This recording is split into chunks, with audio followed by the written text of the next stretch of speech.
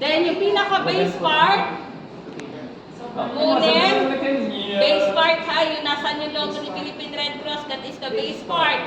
I-fold, paloob, hanggang umabot sa may balikat ni victim. Hanggang umabot sa may balikat ni victim ha. Then, kunin yung magkabilang side ng ating tali. Hanggang balikat. Then, crossover sa may kamay ni victim.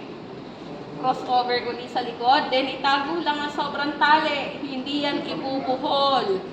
Then, as kay victim, ibaba na yung dalawang daliri niya nakaangat, sir. Pakibaba na. Then, itong sobrang tali, itatago. Ang victim nyo, tao, hindi unicorn, ha?